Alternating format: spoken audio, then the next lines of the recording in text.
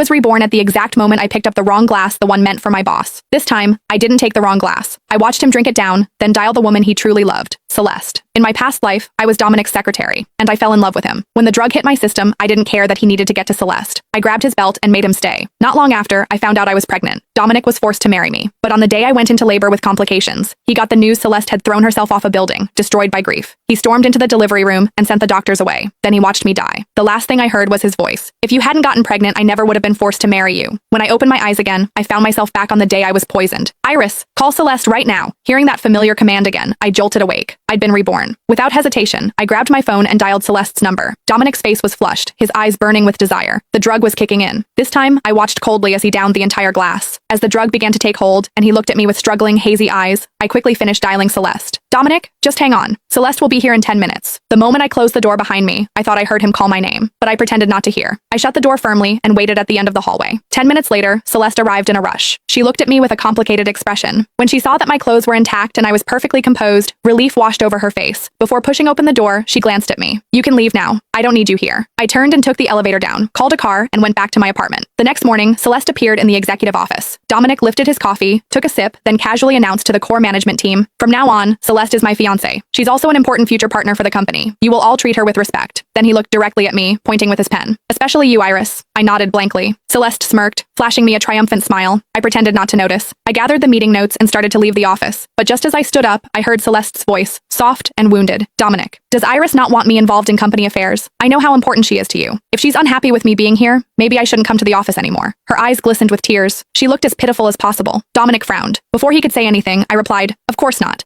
But if you're not satisfied with me, I'll make sure to stay out of your sight from now on." Without waiting for Dominic's reaction, I walked straight back to my office. Half an hour later, my office door swung open, and there he was, Dominic, staring at me with dark, stormy eyes. Instinctively, I wanted to close the door. I didn't want to deal with him, but Dominic blocked it with his arm, frowning as he looked at me. "Are you avoiding me? Why?" He leaned in closer, studying my face. "Are you upset? Because of Celeste?" I quickly shook my head. "No, I'm happy for you. You and Celeste finally get to be together." His eyes flickered with something unreadable. He seemed dissatisfied with my answer. "Is that the truth? Or are you just being passive-aggressive?" Then he scoffed. "Iris, don't tell me you still haven't gotten over me. 3 years ago at the company party, you kissed me when you were drunk. You think I didn't notice? The smartest thing you ever did was never confess. Because if you had, I would have laughed in your face. Laughed at how pathetic and delusional you are." He chuckled to himself, then walked over to my desk and yanked open the bottom drawer. He grabbed a thick stack of printed journal pages and scattered them across the floor, stepping on them. He leaned down close to my ear, his voice low. "I came here to tell you something. Yesterday, when I drank that wine, I saw the look in your eyes. You wanted to be the one to help me, didn't you? Thank God you didn't. Because if you had, I would have been disgusted for the rest of my life. You're not worth it." My heart clenched painfully.